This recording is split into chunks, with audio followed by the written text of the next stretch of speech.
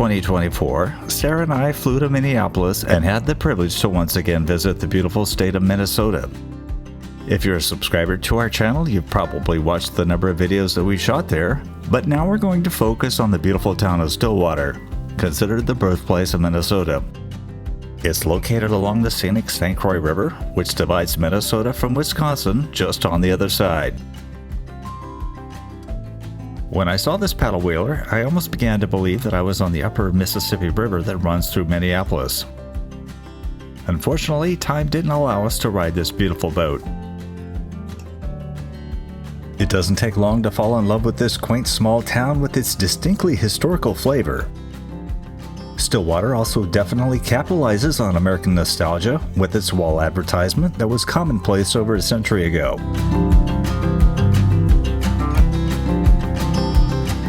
One of the first things that I wanted to do was roll through the neighborhoods to show all of the neat homes lining the streets of the older parts of Stillwater.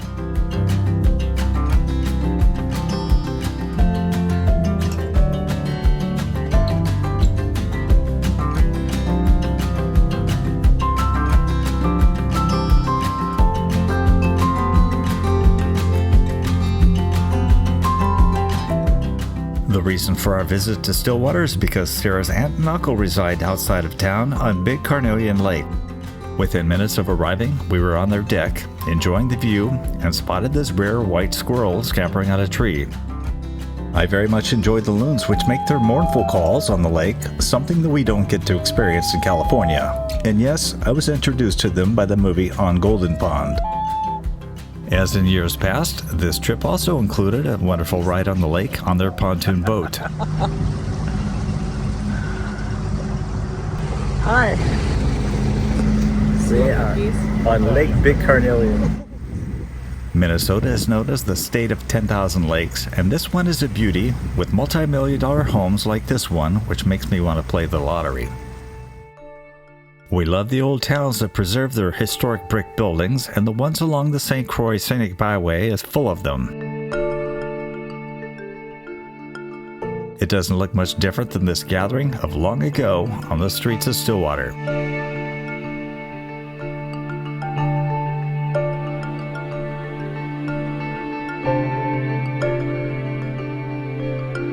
We also enjoyed checking out the facades, which often bear the date of when the building was built.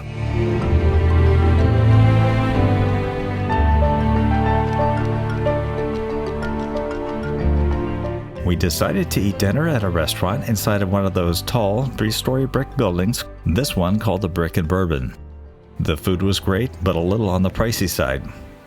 Oh well, how many times do we get to visit Stillwater and splurge?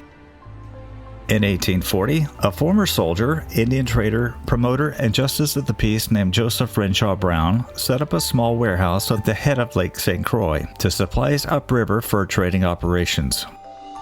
This warehouse, in what is now part of Stillwater, became the county scene of St. Croix County, Wisconsin Territory. Brown built a courthouse and a jail and imported settlers for his new village, which he named Dakota. A lumber mill followed in 1844. Stillwater was platted in 1848, a town of about 600 people, nearly all lumbermen. When Wisconsin entered the Union that year, leaving lands now in Minnesota without government, delegates from the area met in Stillwater.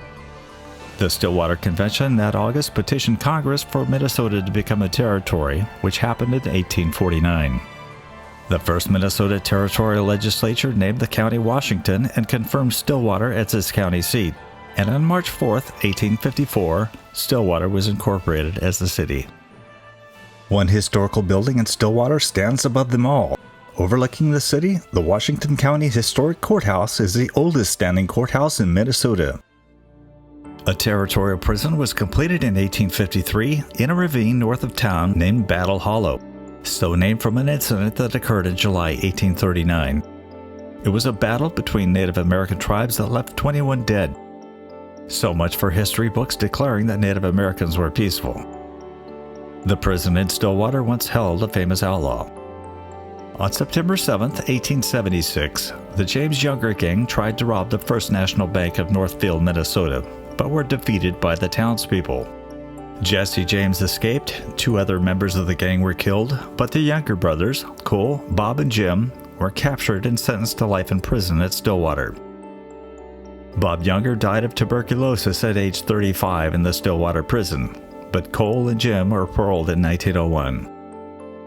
Today you'll find all the Younger brothers buried in Lee's Summit, Missouri.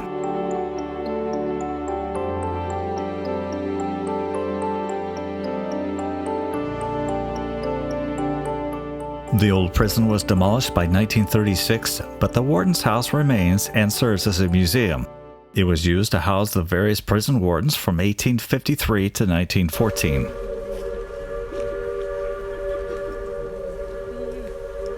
Railroads arrived in Stillwater in the early 1870s, vastly expanding markets for timber and manufactured goods. The first rail line, a branch line of the Mississippi and Lake Superior, now the Northern Pacific, from White Bear Lake, entered town from the north. The second railroad, the St. Paul, Stillwater, and Taylor's Falls, came from the south. Soon thereafter, Stillwater was connected to Chicago through the Milwaukee Road and in the 1880s via the Sioux Line.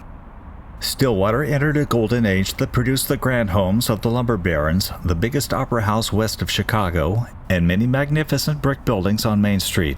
It had gas lights in 1875, telephone service downtown in 1878, and the first electric lights west of Chicago in 1888. The city also boasted as many as 46 saloons and was home to 6 breweries. It's cold up there, don't you know? After leaving the Brick and Bourbon, we strolled down the main street in town with the intent of walking across the drawbridge over the St. Croix River, but unexpected rain stopped those plans.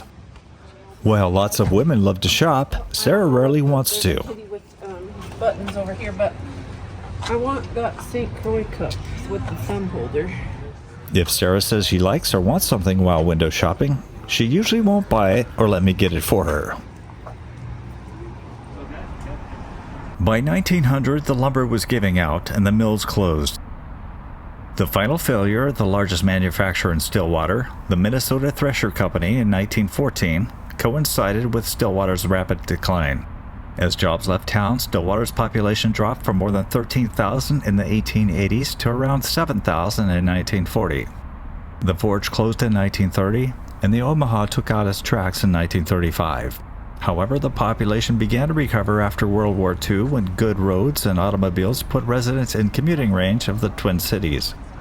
Today, Stillwater has reinvented itself as a tourist destination, with fabulous old mansions getting new life as bed and breakfast inns. While Stillwater has preserved many of its older buildings, others have fallen by way of the wrecking ball. They include the old fire station building, built in 1887. The Opera House is also gone. The Union Station that was built in 1887 and rented out to all 3 railroads that serviced the community, closed in 1954 and razed in 1960 to make way for Hooley's Supermarket. Go figure. But the footprint of the depot today is occupied by the Streetwater Inn, which includes a likeness of the tower of the old Union Depot. Permit me to go down a rabbit trail and tell you about our prior visits to this region. For some background, Sarah was born in Forest Lake, and her family still resides in the area to this day. Our first visit as a couple was in 2015, and we had a chance to stay in this charming cottage owned by Sarah's aunt and uncle. Sarah and I and our boys seized on the chance to canoe down the St. Croix River, starting at Taylor's Falls, where we saw a number of bald eagles soaring above the cliffs. On the bus ride back to the car, we happened to see this very strange place, the Franconia Sculpture Park. We had to stop and check out all kinds of unique pop art pieces. In 2017, we returned to Minnesota to attend the wedding of Sarah's mother, to become the wife of Mike Erickson. I was designated the wedding photographer, and Sarah was one of the bridesmaids. The night before the event, the wedding party enjoyed a nice dinner here at Meister's in Scandia. Judy and Mike's wedding took place at the Scandia Community Center, and in the hours waiting for the festivities to start, I milled around town and caught a glimpse of this nearby church, the Elam Lutheran Church, when the bells sounded off.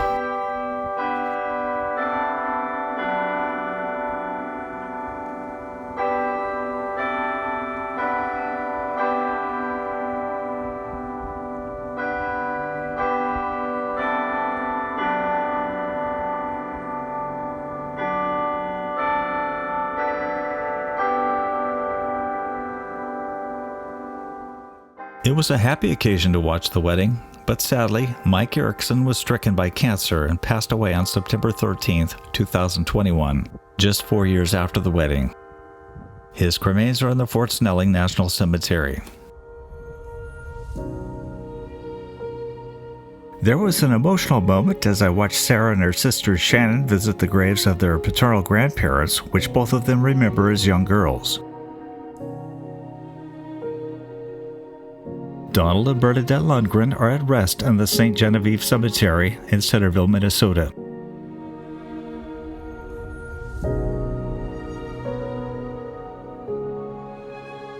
Bernadette died of brain cancer in 1981 when Sarah was just 6. If you ask me, I believe that Sarah bears a strong resemblance to this grandmother. Their grandfather Donald died in 2010. I'm going to close out this video with Sarah's interactions with the sheep on her cousin's farm. We thank you for watching this episode of History Hunters, and if you would please leave a comment, we would appreciate that. Also hit the notification bell so you won't miss any future episodes of our channel.